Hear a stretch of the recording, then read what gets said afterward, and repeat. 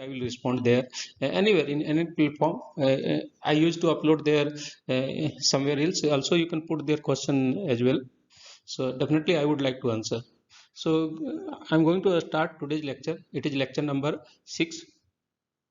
We will talk about here application of conditional probability. So intensely I have given this title because here wherever we will solve problem and where we will do probabilistic modeling, there always we will come with conditional probability. That's why title of this lecture is applications of conditional probability. So coming to outline of today's lecture. Okay. So outline first, I would like to talk about some examples.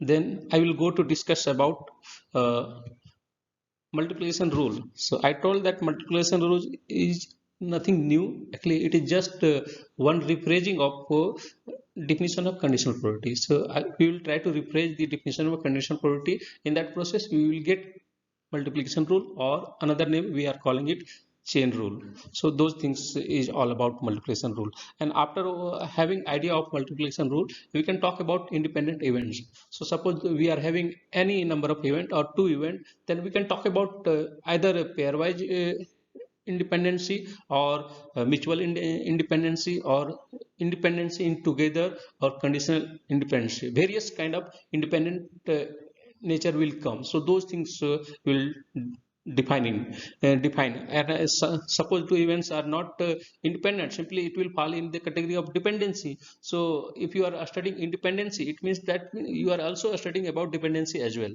So that's why just title of this one is independent event, no more than that. By default dependency is also coming here. And if time permit, we will go to talk about total probability and Bayes rule. So all the content having dependency. So that's why when you will understand everything, then you will come to understand total probability and Bayes rule. And if you are having very good understanding of Bayes rule, we can solve very inference problem, very important kind of inference problem. One of them is medical diagnostic problem that we will solve. Okay, so I'm going to start with example. So I have taken very simplest kind of example from bus arrival time. Am I audible? Yeah, I think it looks fine. So I'm talking about bus arrival time. First example, it is in the continuation of last lecture. So that's why I have taken example number 3. So this one is example number 3 of conditional probability. I am talking about here.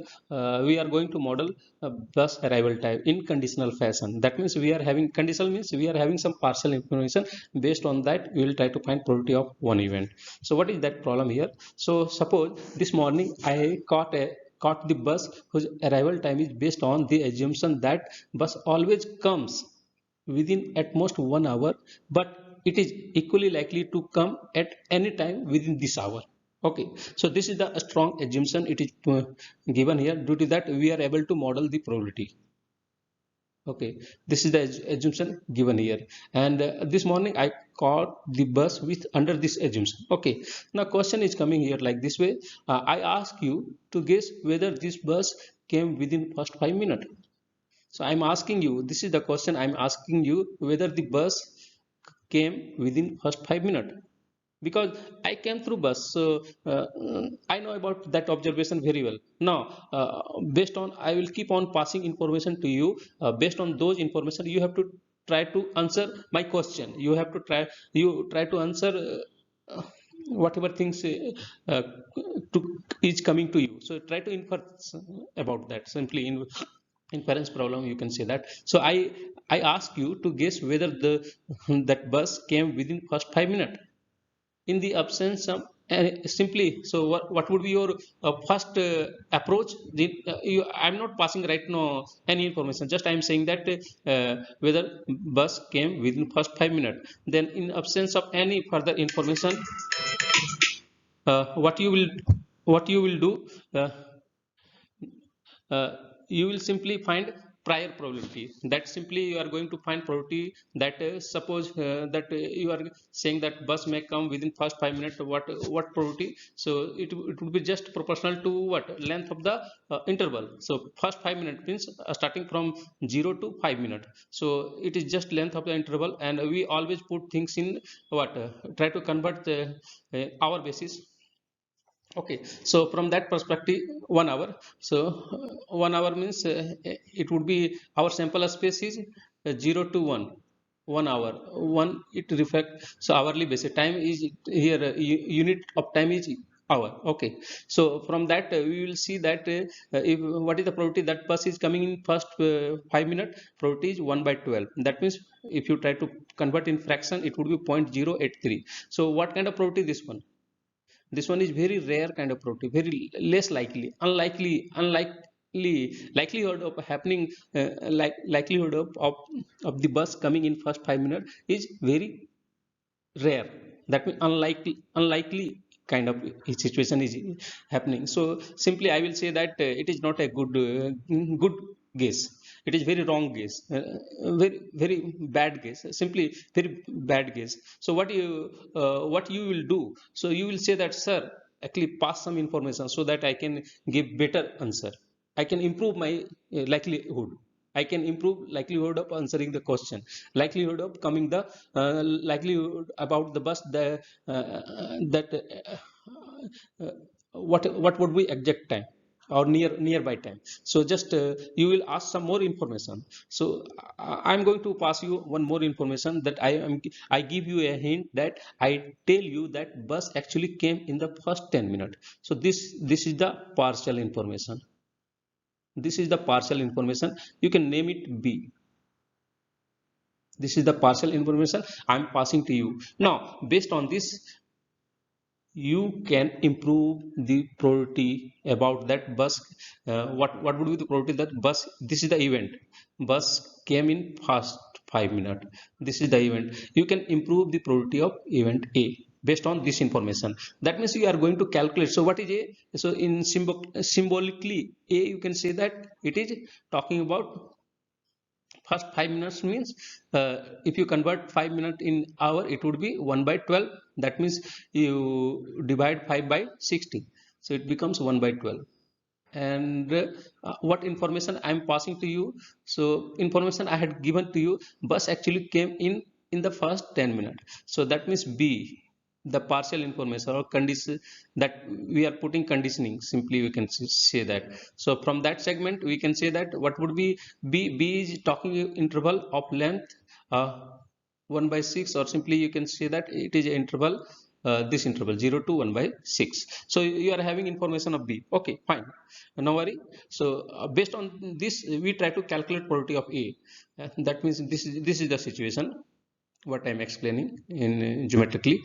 So we try to calculate probability of A given B. So that is what that one is a conditional probability. So how much of A is happening within B? So simply I will ask question, how much of A is happening within B? Then 50% of A is happening within B. In the graph you can observe that 55 minutes is 50% of 10 minutes. So simply we can say that probability of that came bus came within first 5 minutes is 1 by 2. Simply you can calculate.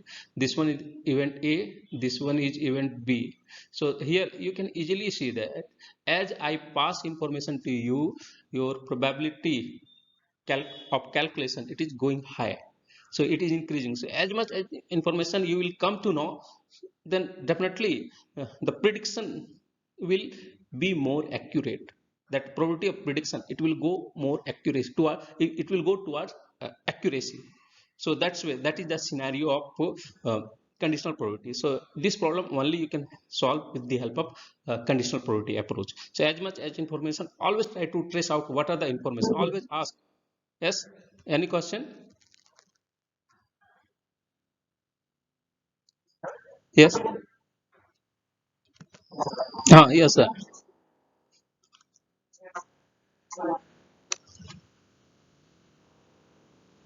Yes.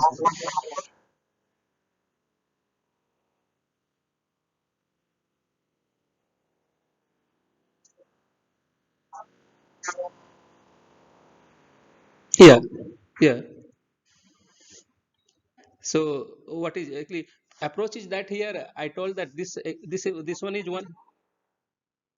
Yeah, simply here thing is that I can just I got your problem. You are saying that infinite number of outcome here.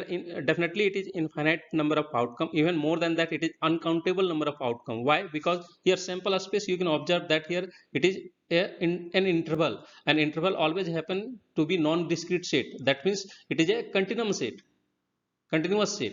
So here we can't give a bijection with set of natural number. So here we can't, we are not able to count number of outcome. Here outcomes are infinite. It is coming uncountable. Simply you can say that uncountable. When your outcome happens to be in happening in uncountable way, you can't count those atomic structure of outcome. So what is happening that in that case you always apply some kind of area approach. So here just area. So what is the area of one dimensional object? It is just a length.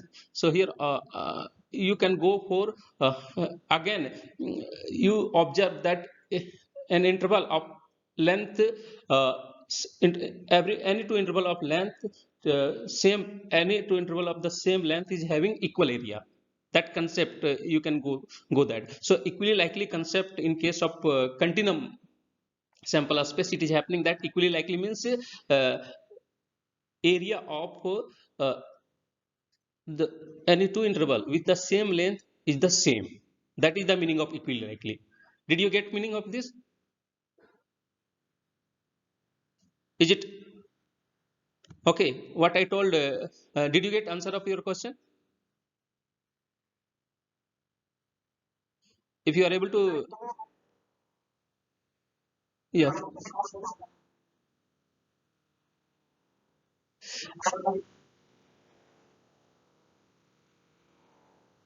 yeah, we can't apply here. Here, yeah, we can't apply here. Just we, so here it is happening that yes,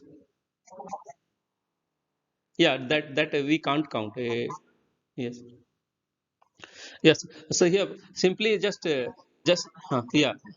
Yeah, just listen. Actually, I got you are asking a problem regarding how to calculate probability. So here probability approach is due to that assumption. What three assumption we had taken? So based on that, if you try to see that here equally likely assumption we have taken, and along with those three assumption for probability law. So that will turn into in such a way the probability of an sub interval, it would be equal to length of the interval in this problem.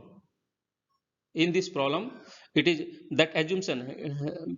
If you want to see that how derivation is coming, I can come with that from the all those three assumption. I can explain all those, but here just you can assume that here probability of here interval. So this is the sample space, or simply this is the sample space complete interval 0 1. Here event happens to be interval wise. If you take any interval, suppose you are taking any sub interval ab, then if you, someone is asking what is the probability that uh, what is the probability that bus will come in this interval ab.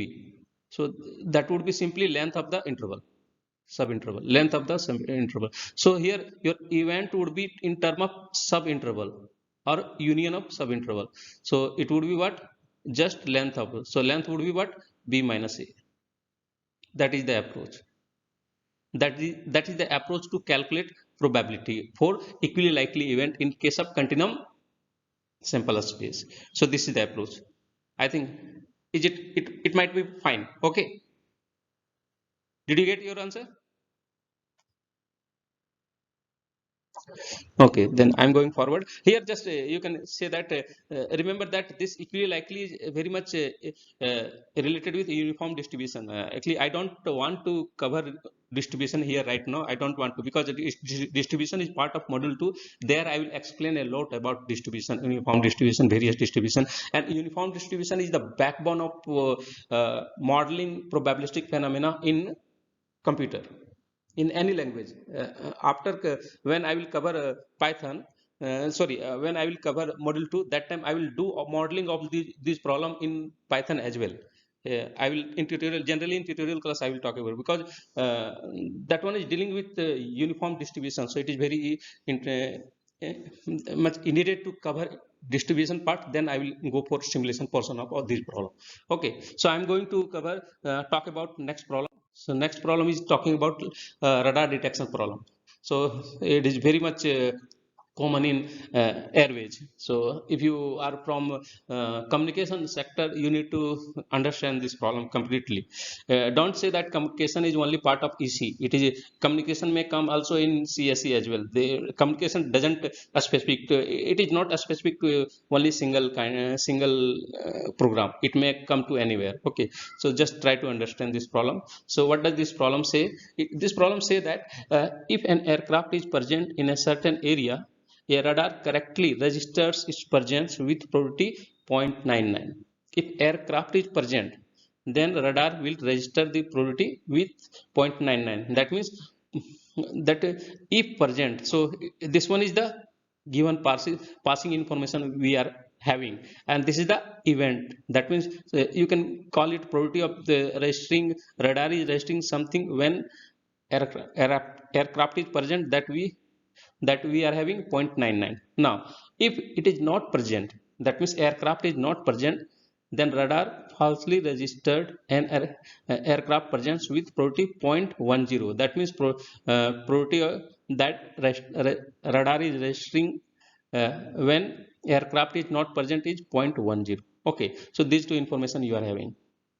Apart from that, we assume that an aircraft is present and with probability 0.05. The presence of, what is the probability of presence of aircraft? That one is 0.05. Here we don't put here, this one is a very pure kind of event. We don't have any conditional thing. It is a very pure kind of event. Okay, or prior kind of event, we can say that. So here question is coming, what is the probability of the probability of false alarm? That means false indication of presence of aircraft. That means registrar is registering something, but there is no aircraft. And okay, and next question would be, what is the probability of misdetection? That means there is actually there is an aircraft, but registrar is sorry, this radar is not registering anything. So that is done. The two questions you have to answer. You have to find the probability of these two, false alarm and misdetection. So these two are really very essential in aircraft, because aircraft, if you talk about several mode of transportation or traveling, then you will come to know that safest journey happens to be airways. Why? Because they are very disciplined. They try to take notice of every single bit of information. So that's why that airways happens to be very safe journey. Okay, you might have already acquainted with such kind of approach. Okay, so here first thing is that we have to assign identify event. What are the events? So we are defining event A and B. So A be the event that aircraft is present, and B be the event that these are the very elementary kind of event. Okay, so B is the event that radar registers and aircraft presence. So we define two event. Okay, and one, not only two event. If you are defining A, then A complement will talk about aircraft is not present. B complement will talk about the radar doesn't registers anything, presence of an aircraft doesn't register presence of aircraft. So so so that's where these complement are also very important. These are also defining important kind of what we call complement, simply complementary activity. Okay, so in total we are having four events we have already defined. Now from the problem we try to find the probability, what are the given information we are having. So information based on problem, we are, what kind of information we are having. First we need to find the, it is coming again that algorithmic approach, sample as, what is the sample as space. So I won't go atomic structure, that outcome kind of things. Directly I will give a sequential description of sample as space for this radar, like this way. So you are talking about route. In the route, in the first layer you assume that aircraft is talking about aircraft. When aircraft is present with what probability? 0.05, and that aircraft is not present, it would be probability with what probability? It would be 0.95. Now once you observe this one, in second layer you will talk about what? You will talk about radar register, whether radar register presence of aircraft or not. Okay, so when there is a aircraft, radar register something with probability 0.99, and that radar register presence of aircraft with probability 0.99, and this situation is talking about our desire, that misdetection. Aircraft is present but radar is not reading something, so this branch will leads to our event, so misdetection. So what would be misdetection? It would be aircraft is there but radar is not registering something, not reading something or register something. So this event we are talking, misdetection is what? It is A intersection B complement. Likewise, if you go for false alarm, that means radar registers something but there is no aircraft, so that one is just giving false alarm. So it is talking about what? It is talking about the false alarm is equivalent to say that intersection of A complement with B. That means you can simply translate the false alarm that radar registers something but there is no aircraft. So this is the event. So we have to find probability of these two event. In this sample space you can take all the leap that will define sample space, but in that sample space we have to find probability of these event. One outcome is also defining one event, so remember that. So these two events we are having, and sample space you can visualize. If you take in account all these leap, then that will give your sample space. So that is a question that we have to find these two probability. How we can find? Very easy to find these probability. So just event of interest, I told that false alarm, it is talking about that false indication of presence of aircraft. That means radar registers something but there is no aircraft present. Okay, that means we are talking about the event B intersection A complement. And second, that event of interest is misdetection. That means radar register nothing but there is a aircraft is present. That means radar doesn't register anything but aircraft is present. That event we are calling it A intersection B complement. So we have to find the probability, and from the question what information we are having? Probability of presence of aircraft is 0.05. Probability of registering radar when there is already aircraft, that one is 0.99. Probability of false, probability of okay, radar registers something but there is no aircraft. Given that there is no aircraft, that one is given there 0.10. Okay, all these are given from the question. Now we try to find probability of missed okay, false alarm. So probability of false alarm is this one. Easily we can calculate. So it is directly coming from conditional probability, definition of conditional probability. That means in definition of conditional probability we can say that probability of B given A complement, it would be what? Probability how much of A B is happening within A complement. That one is talking about probability of B intersection A complement divided by probability of A complement. So just I have just normalized this to bring in the inside, and we are getting this result in multiplication form. So easily we can calculate. This probability is already given to you, this one is already given to you. Just multiply these two probability, you will get probability of false alarm. Similarly you can get probability of misdetection. This is the probability of misdetection. So this is a very simple kind of question. You got the answer of both the problem. Going further, here I will talk about, because in last example I had taken concept of multiplication rule, that one rephrasing of the conditional probability. So I will here talk about multiplication rule or chain rule. What is that? So it is very much essential to understand independency in term of multiplication rule. So here what is multiplication rule? It is talking about one restatement of the definition of conditional probability.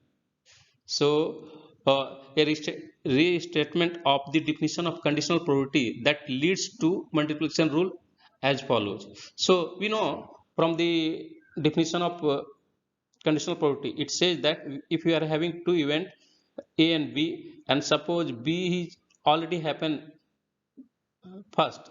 That means we are having B as a partial information. Okay, so due to that, we can define conditional probability of A given B as ratio of A probability of A intersection B divided by probability of B. Now what you do? Take this denominator. Now from here, what you do? Take this denominator left hand side. Then you from here you directly you will get that what is the probability of A intersection B? It would be what? You are getting probability of A intersection B by multiplying probability of B with probability of conditional probability of A given B. So that means you are doing multiplication. So it is directly coming from the definition of conditional probability. So you are just that's why I told that it is a restatement of definition of conditional probability. That means if you try to find probability of this joint occurrence of A and B, then how you can calculate that? You can calculate if suppose you observe B first. So in that process, probability of A intersection B, it would be equal to probability of B times probability of conditional probability of A. That means probability of A given B. So this is the approach of multiplication. We are getting all these through multiplication. So here order is very much essential. So if you are trying to, if you are having two event, and you can always find probability of that event with the help of multiplication rule. And this intersection also you can call it intersected event. We are calling it joint occurrence of A and B. So simply you can call it joint event. If you are having two event A and B, and if you're talking a joint occurrence of those two, then you can call it joint event. Anyone is having any question? Okay, fine. I'm going further. So here you can define probability of joint event as a uh, product of prior probability and conditional probability. So how this here you can define in two approach. One approach, first approach is this one, and second approach is this one. Then you may ask one question: what is the difference between these two? The difference between these two is that in this approach, what we observe that probability we observe A first. That means here A is the partial information. A is given here. After once we have already having information about A, after that we are trying to find probability of B, that probability of B given A. So that's way if you try to calculate joint probability of A and B, so simply you can say that whatever thing first you have already observed, take that first, and after that multiply second event, probability of second event with respect to the first event. Okay, with respect to the first event. So the conditioning approach. Okay, and now in the second definition you can observe that you can simply say that here you have already observed B first, and after B you are trying to calculate probability of A given B. So that's way probability of B into probability of A given B. So both things are giving the value of probability of joint occurrence of A and B both. So just it is matter of order, which one occurs first, and here A occurs first, here B occurs first. Okay, that is the difference between these two. Okay, otherwise both will talk about joint occurrence of A and B. So that is the approach. So this definition this is the definition of or simply this is the multiplication rule or chain rule, we can say that. So it is all about a story for joint occurrence of two events. What will happens when we will talk about more than two events? So I will talk about that generalization as well. So more generally, an event A which occurs if and only if each one of the several event occurs. So that means what is A is the joint occurrence of these n number of events. So if suppose we are having n number of events, then what is the joint occurrence of all these n number of events? That would be intersection of all these, and that event we are giving a new name, we are calling it event A. So event A, this one is actually intersection of all those events A1, A2, A3 up to An. So A is actually joint occurrence of these events. Now we need to calculate probability of A. So how we can calculate? So we have to generalize this definition and generalize this definition, and directly again it will come from conditional probability term. So it will talk about like this way: the occurrence of A is, it is viewed as an occurrence of A1 first we will talk about occurrence of A1. You can go for anyone. So just make things concrete or compact. I'm talking about first we try to, in order to see the occurrence of A1 or joint occurrence of A1 A2 up to AN. First we try to see occurrence of A1. After that we are talking about occurrence of A2. That means occurrence of A1 is followed by uh, occurrence of A2. After that A3, likewise it will go up to AN. So for the joint occurrence criteria, every AI must occur, must every AI must occur. So that's the way it will, in total intersected event will occur. That means in that process A will occur. Okay, that is the criteria. So what will happen? So if you further you want to visualize, so visualize like this way: A1 is occurring with probability P of A1. Afterward, A2 is occurring. So A2 is conditioned by A1 because we have already seen A1 first. So that's why if you try to calculate here probability, the probability for with respect to A2, we can't get directly probability of A2. In place of A2, we will get probability of A2 given A1 because A1 we have already observed, and after that we are observing A2s. That's why we are having probability of A2 given A1. And after this once A1 and A2 both have occurred, we are going to observe the occurrence of A3. So that means probability of we are going to calculate probability of A3 given A1 and A2. Likewise it will go up to AN. Okay, so that is the sequential approach we are getting it. So this is the way of calculating probability of occurrence of each individual event when there is a proper sequencing of occurrence. So sequencing of occurrence you have to define in a very specific way. Okay, so that is the approach. Now next we will calculate probability of A. So simply probability of A. So actually I directly I am going to example probability of A would be what? That means joint occurrence of AN. So you can calculate it like this way. You have to multiply those probability. I should explain that in the same picture. So probability of A, that means A is intersection of A1, A2 up to AN. So first we observe A1. That this is the first partial information. And once we are observing A1, we can calculate probability. Then we are going to observe A2. A2. So A2 is coming after A1. That means A2 is followed by A1. So that's way probability of A2 given A1 will come. And once we have already observed A1 and A2, then we will go to talk about observation of A3. So that's where probability of A3 will come like this way as a conditional probability that we have already observed A1 and A2. You can write it like this way: A1 comma A2. And we know that in mathematics and joint both are same. So that is the perspective, and you will go like this way. So just at the last you are going to observe nth event An. And when you are going to calculate probability of observation of a nth event A1 An, that means prior to that you had already observed A1, A2, A3, likewise up to An minus 1. So this is the way to calculate probability of joint occurrence of an event. This is the way to calculate probability of joint occurrence of any events. So you can say that you can take this one as a definition of probability of joint event.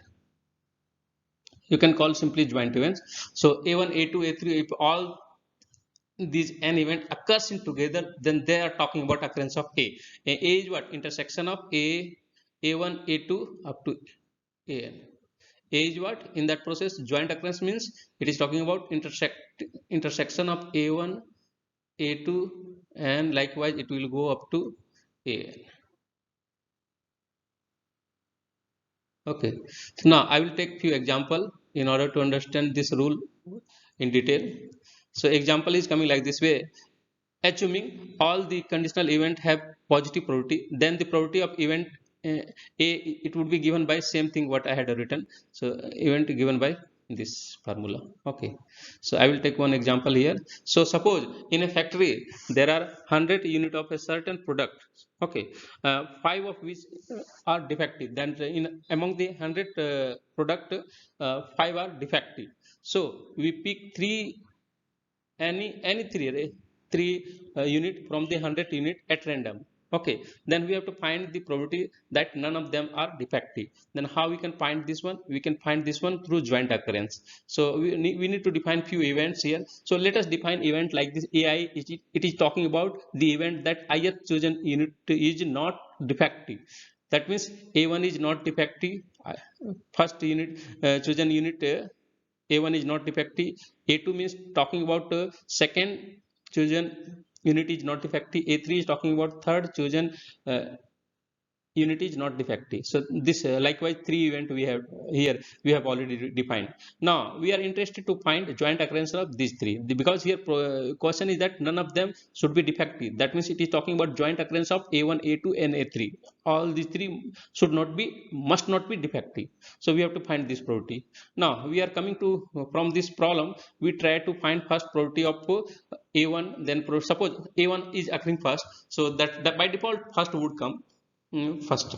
So that's why first we will find the probability of A1, followed by we have to find the probability of A2 given A1. Then we have to find the probability of A3 given A1 and A2. Okay, and further by multiplying all these three in together, we will get probability of our we will get our desired probability. So note that here here uh,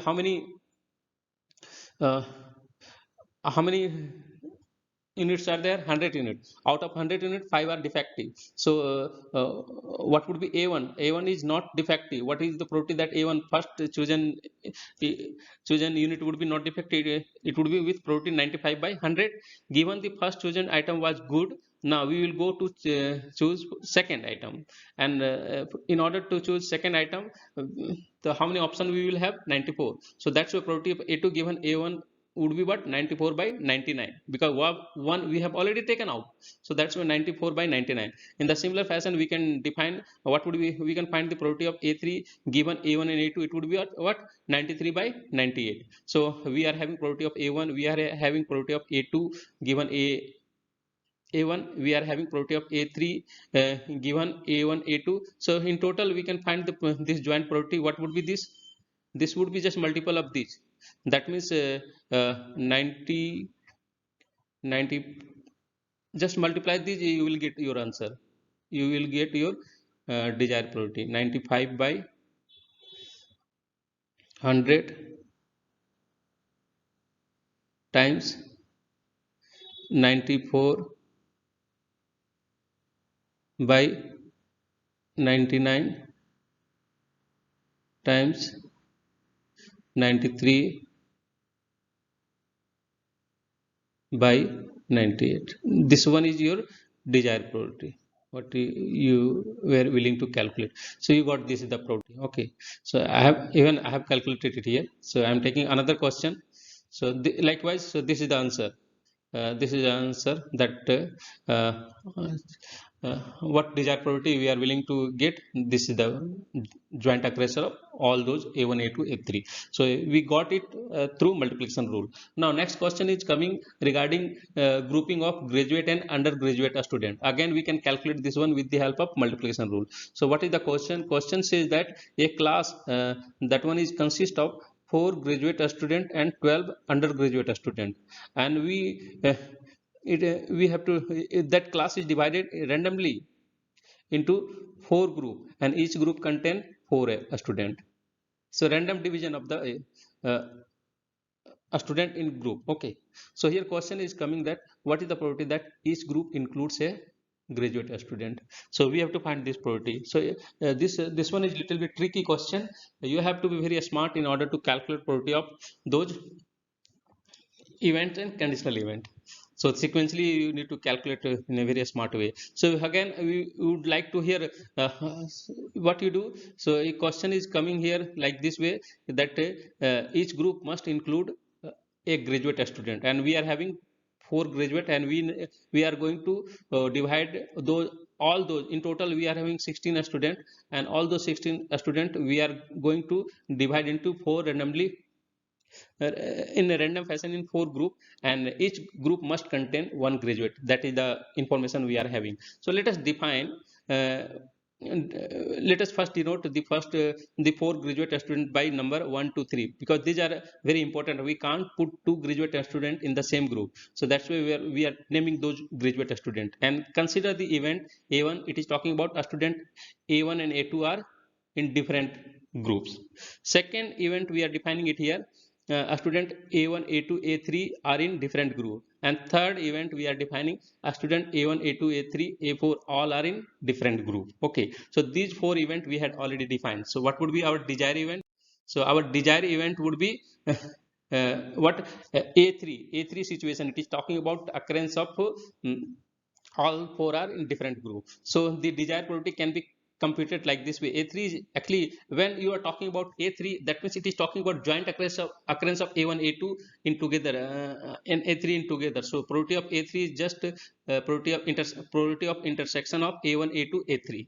Okay, now so again we need to apply multiplication rule, or we can write this joint probability as a product of this probability and this conditional probability. Okay, we are okay. So that is the situation. So here from the question we have to calculate what is the probability of A1, what is the probability of A2 given A1, what is the probability of A3 given A1, A2. So all these we need to calculate from the given information of the problem.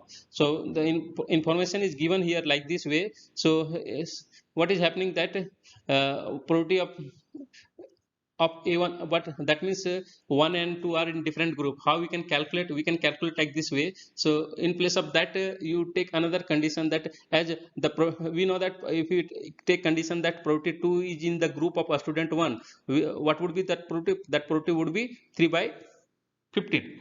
And if you take negation of this one minus this one, you will get a probability that 1 and 2 are not in the same group. So that is the probability of A1 equal to 12 by 15. Likewise, if you want to calculate that probability of A2 given A1, you are having information about A1, so directly don't calculate this probability. What you do, in place of that, you calculate probability that a student 3 is in the group of a student 1 and 2, and that would be in with probability of 6 by 14, and take negation of this one. That means 1 minus 6 by 14, you will get the probability that this A2 given A1. That means a student 1, 2, 3, all 3 are not in the same group. Yes, yes, ask.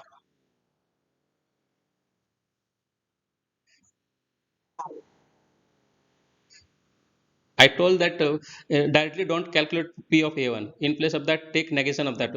Calculate probability of A complement, A1 complement. So that probability calculation I have given here. That means you are saying that you are taking situation that 2 is in the group of a student 1, 2, a student 2, that graduate student, he is in the group of A1. Okay. In that process, how many option you will have? For 2, how many option you will have? Because in the group of 1, how many student you can put, including graduate and undergraduate? How many? Because each group must contain 4 student, and 1 is already there in that group. Okay, so that's why you are having 3 option. You are having 3 option. Are you getting it or not? If you want to put a student 2 in the group of a student 1, then you are having 3 option. Out of what are the all possible option? Because a student 1 you have already selected out of 15 student. Okay, so that's why probability is coming 3 by 15. Did you get meaning of this? Okay, actually your voice is not audible. It's just what ask what is your question?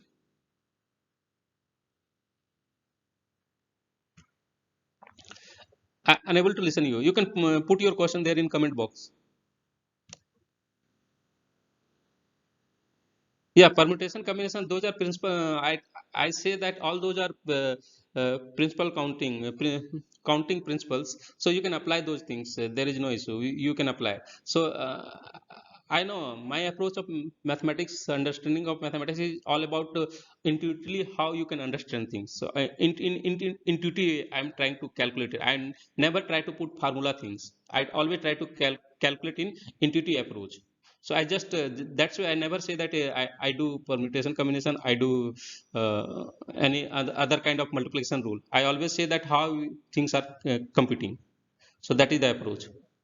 So here my approach is happening that I'm directly I'm not going to calculate probability of a1, I am going to calculate probability of a1 complement. So a1 complement event, it will say that a student 2 is also is actually in the group of a student 1. So from there you will see that one a student is already there, a student 1 is already there in that group. So that's way there would be three options for a student. Okay, three option. And how many all what is the sample size? That would be 15. So that's with 3 by 15 when a student 2 is in the group of a student 1. But we don't want this even. A1 is talking about that 1 and 2 are not in the group. So that's why 1 minus 3 by 15, but it would be 12 by 15.